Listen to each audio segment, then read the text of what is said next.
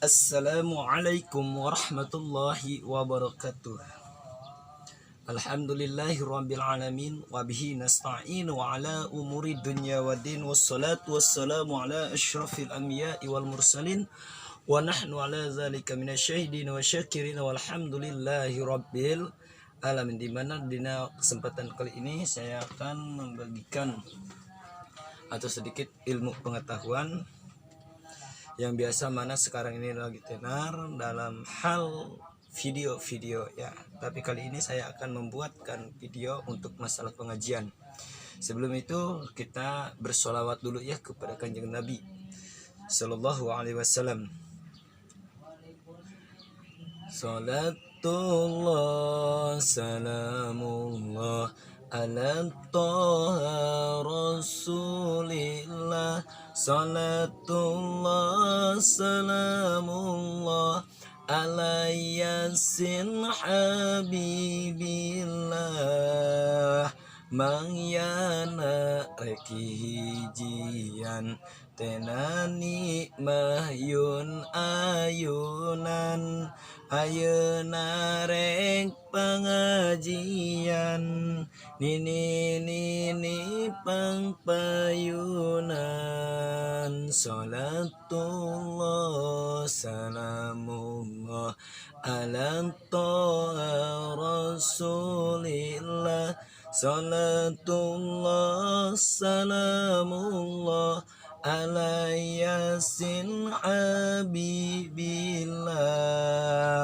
Mangyana rekihijian kalapa dina tampian ayeuna rek pengajian Bapak-bapak gerak kopian. Salatullah salamullah ala Taha Rasulillah. Salatullah salamullah ala Yasin Habibillah. Mangyana rekijian Mang Marwan makokoetan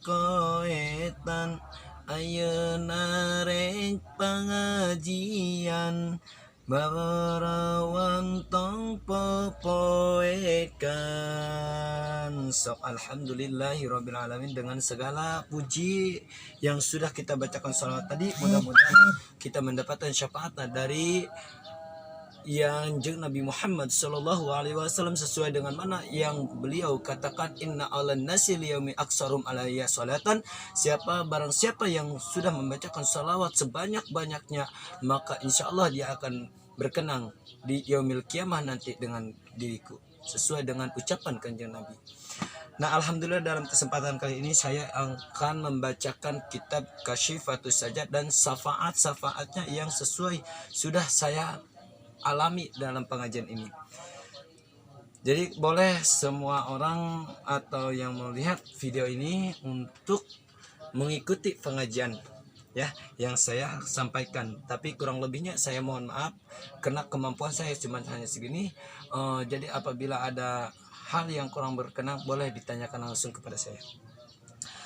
A'udzubillahi minasyaitonirrajim. Bismillahirrahmanirrahim. Qala al-mu'allifu wa nafa'anna bihi wa bi ulumihi fi asrahi daraini amin. Bismillahirrahmanirrahim. Bismillahirrahmanirrahim. Kalawan nyebut asmaning Allah anu murah di dunia turkang welas asih ing dalam akhirat balaka. Yang mana yang kali ini yang pertama yang saya akan bahas yaitu tentang masalah bismillah. Maka di sini bismillah ada beberapa hukum yang disebutkan kita membacakan bismillah. Tidak semua bismillah itu melakukan bacaan bismillah itu bagus, tapi ada bacaan bismillah yang tidak diwenangkan oleh Allah, yaitu tegasnya yang diharamkan oleh Allah. Seperti apa? Hukum bismillah terbagi 4. Yang pertama yaitu hukum bacaan bismillah yang disebutnya wajib. Hukumnya wajib. Seperti apakah yang wajib dalam bacaan bismillah? Seperti kita melaksanakan sholat 5 waktu ya.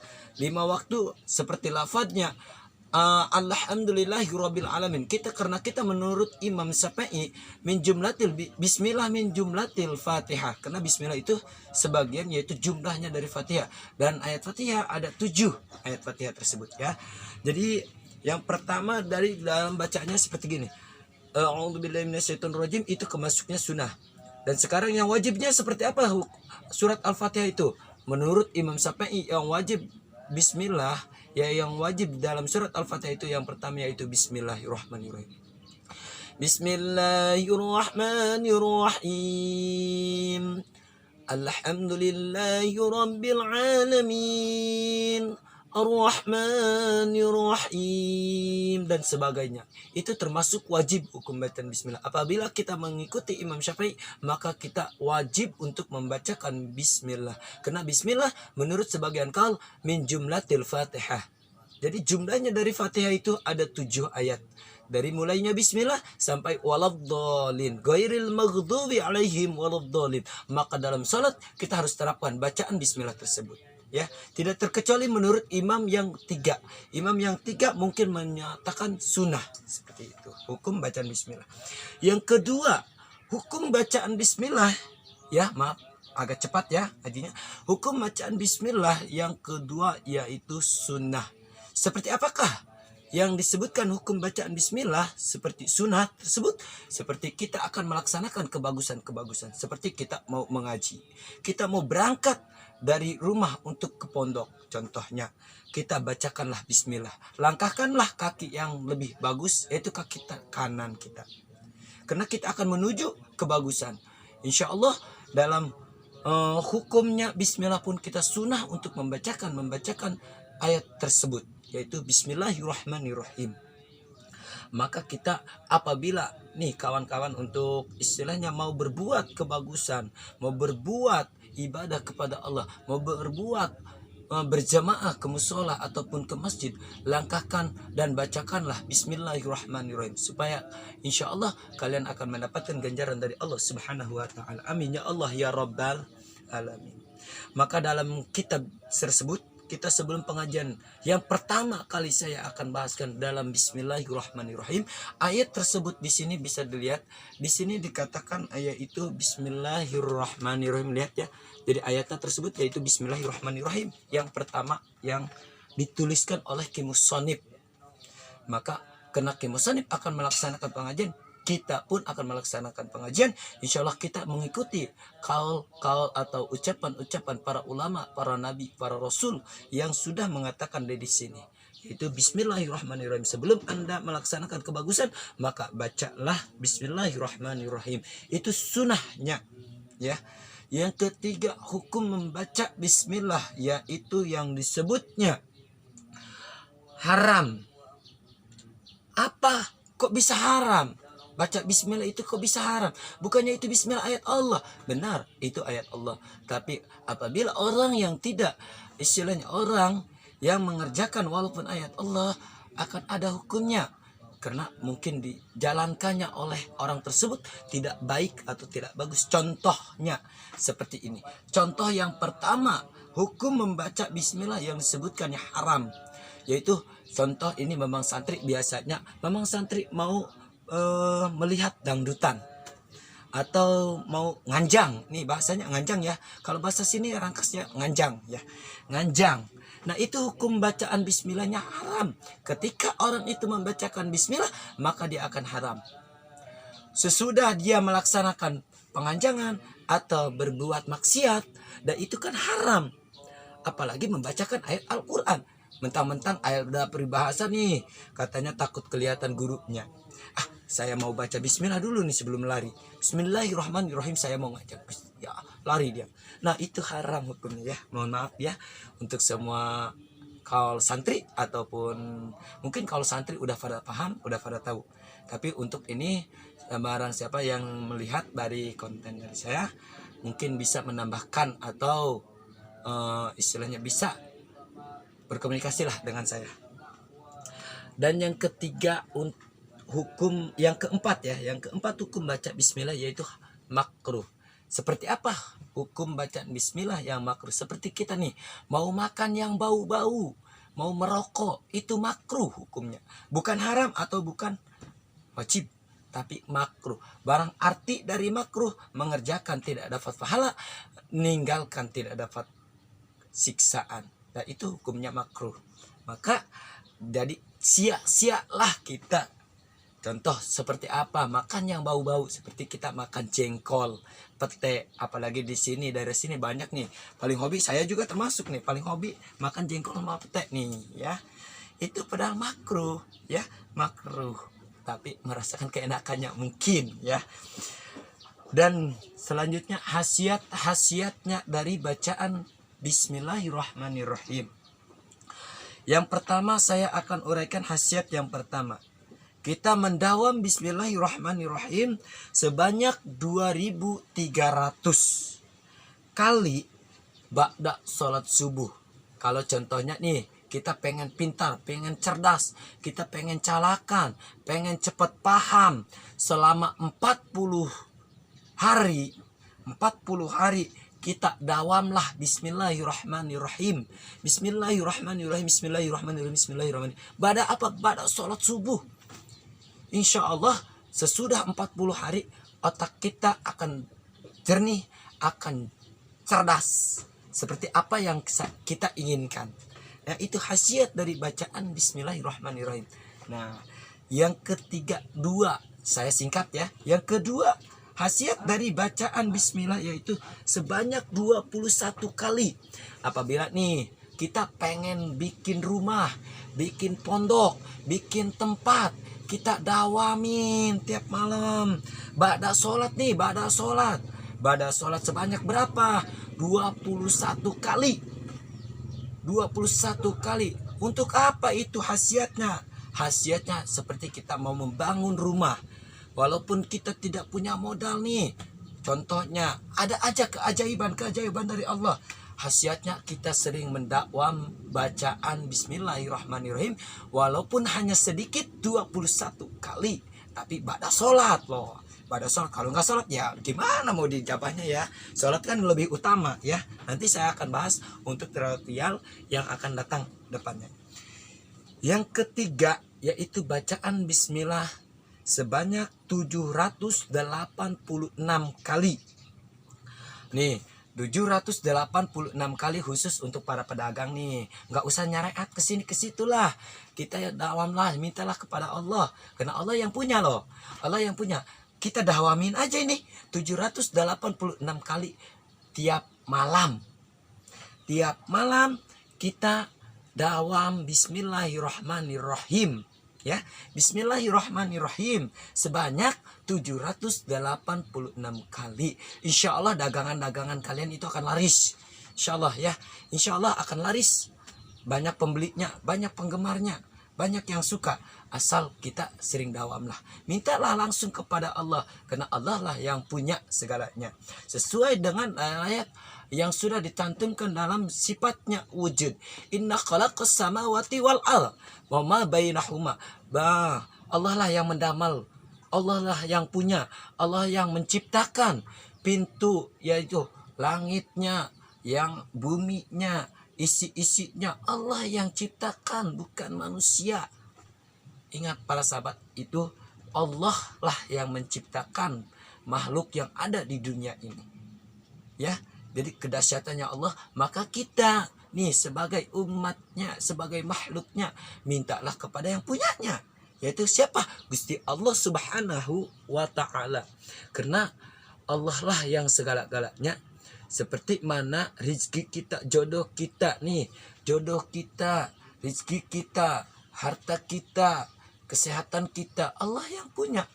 Sesuai dalam Al-Qur'annya, la haula wala quwata illa billahil aliyul azim. Karena manusia tidak ada upayanya, tidak ada kekuatannya, tidak mampu. Bahkan langkah dilangkahkan oleh iradatnya Allah, dikicipkan oleh Allah, dan kita bernapas di napasan Allah. Maka tak pantas untuk manusia untuk bersombong.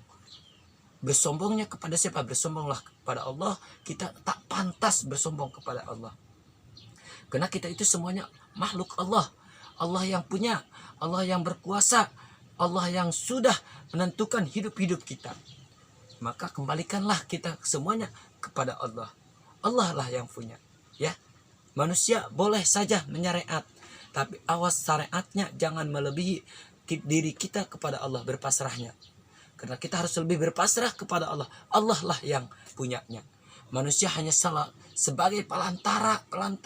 Contoh ibaratnya kita mau nyebrang ke sungai. Dari kampung sini mau nyebrang ke kampung sana melalui sungai, adalah jembatannya. Siapa jembatan itu? Termasuknya orang yang kita pinta syariatnya. Contohnya kita belajar ngaji kepada guru kita. Nah, itu syariatnya dari guru kita. Guru kita mengajarkan kepada kita untuk bertambah ilmu kita. Nah, itu syariat.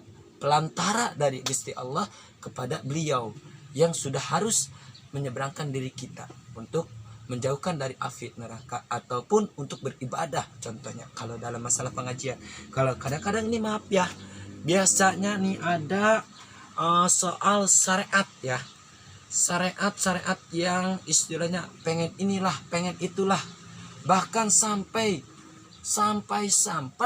ada yang disebutnya menjual ilmunya. Maaf, ini untuk orang-orang yang berhikmat ataupun istilahnya orang-orang yang berilmu. Bukannya saya menyindir, tapi saya ingin mengingatkan ilmu tidak untuk dijual perbelikan, karena ilmu hanya punya milik Allah seorang, ya. Dan yang keempat, khasiatnya yang keempat, 786 kali kita membacakan Bismillahirrahmanirrahim, maka segala pusing, rasa jenuh kita, rasa hati kita yang lagi terumbang-ambing oleh suasana, insya Allah kalau kita sering dakwam 786 kali Bismillahirrahmanirrahim, insya Allah kita akan diberikan keikhlasan, ketenangan oleh Allah Subhanahu wa Ta'ala. Pada berapa kali itu? Tiap kalau kita mampu, tiap ba'da sholat kita baca Bismillahirrahmanirrahim, Bismillahirrahmanirrahim. Insya Allah tenang hati kita. Karena saya akan bahas di sini Bismillahirrahmanirrahim, satu ayat ya. Bismillahirrahmanirrahim. Allah mempunyai sifat dua dalam lafaz tersebut. Bukan Allah sifatnya dua, banyak sifat Allah itu. Bahkan nama-nama Allah ada 99. Tapi sifat Allah ada 20. Muhalnya 20, wajibnya 20. Seperti apa? Wujud kidam baku muhalafatun lil hawadisi kamu binafsihi dan sebagainya. Nah, itu sifat-sifatnya Allah. Namun di sini saya akan membahasnya, lafadznya di sini terlihat oleh dicantum dalam ayatnya, yaitu lafadz Ar-Rahmanir-Rahim, ya. Di sini lafadz Ar-Rahmanir-Rahim. Saya akan bahas Ar-Rahman, sifatnya Allah yang artinya mika welas, mikarunya, mikanya mika ho'ok. Dan sifat Ar-Rahman Allah akan buktikan di mana? Allah buktikan di dunia, ya. Allah bersifatan Ar-Rahman di dunia karena sifatnya Ar-Rahman, segala makhluknya atau siapapun yang meminta kepada Allah, Allah akan kasih. Allah akan kasih. Contoh, masa orang yang tidak sholat aja Allah nafkahin, Allah kasih makan, Allah rizkian. Itulah salah satu sifatnya Allah. Karena Allah tidak berpandang bulu, tidak berpandang-pandang ini siapa, ahli ibadah bukan kata itu. Tapi Allah tetap ngasih, ya, ngasih, maling, selamat, dikasih sama Allah. Tapi mohon maaf, ada imbalannya loh. Jadi maaf ya untuk semuanya, kalau kita mempunyai maksud atau mempunyai kita permintaan kepada Allah, mintalah kepada Allah. Insya Allah Allah akan jabah doa-doa kita, tapi melalui prosesnya. Seperti gimana prosesnya? Ya kita harus berdekat dirilah kepada Allah, melaksanakan sholat. Sholatlah. Yang utama sholat apa? 5 waktu, jangan sampai ditinggalkan. Kalau ingin dijabah, kalau ingin kita hasil segala tujuan kita, sholatlah, jangan sampai ditinggalkan. Karena sholat kuat, ada ibarat sholat itu yang dikatakan sebagai doa, pantas sebagai doa, ya. Saya katakan pantas sholat itu doa. Perkara sholat banyak hal kalau kita ujikan dan ajikan. Nanti tetap bukan pembahasan untuk sekarang ya, tapi insya Allah yang akan datang saya akan bahaskan masalah sholat ya. Sholat akan saya bahaskan apa arti sholat itu, sholat gimana yang harus benar. Contohnya insya Allah kalau ada kesempatan saya akan bahas nanti ya. Yang kedua, sifat Allah dalam lafaz Bismillahirrahmanirrahim.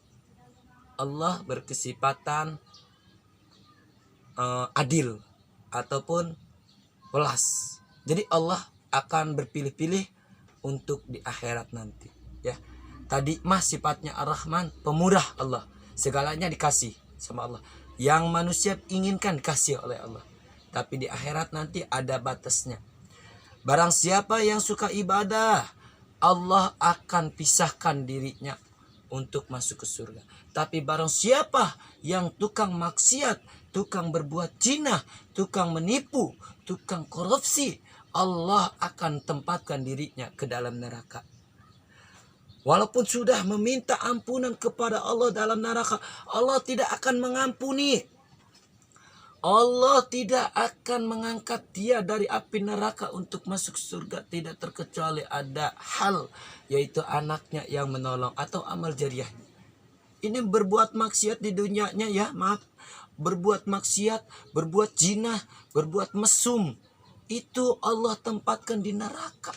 Walaupun dia di neraka, kin dia yaumil kiamah, dia meminta ampunan kepada Allah, Allah tidak akan mengampuni dosa-dosanya. Tetap ada prosesnya ya. Jadi Allah tidak akan memberikan pengampunan tersebut. Beda loh dengan di dunia. Di dunia mau apa aja dikasih sama Allah. Mau pacaran dengan si itu dikasih sama Allah. Tapi di akhirat loh, nanti di akhirat ada yang disebutnya balasan ya. Jadi balasan apa yang dia perbuat di dunia, Allah akan balas di akhirat nanti. Jadi walaupun mohon maaf ya, untuk semuanya jangan terlalu agresif dalam masalah duniawi. Karena duniawi akan menipu kita, apalagi kita yang tidak mempunyai ilmu ya, tidak mempunyai pengetahuan ataupun tidak mempunyai dasaran ya. Iman Islam kita lah yang harus diperkuatkan lah, apalagi ini akhir zaman ya. Sengaja saya membuat konten pengajian seperti ini untuk supaya umat Islam selalu mendekatkan diri kepada Allah Subhanahu wa taala. Jadi saya mohon maaf yang sebesar-besarnya apabila ada kata-kata ataupun kalimat-kalimat yang saya bacakan tadi atau yang saya uraikan salah, saya mohon dimaafkan ya. Karena saya masih tahap belajar ataupun masih istilahnya hanya ingin menyampaikan yang sebenarnya bahwa kita itu milik Allah Subhanahu wa taala. Wabillahi taufiq wal hidayah. Wassalamualaikum warahmatullahi wabarakatuh.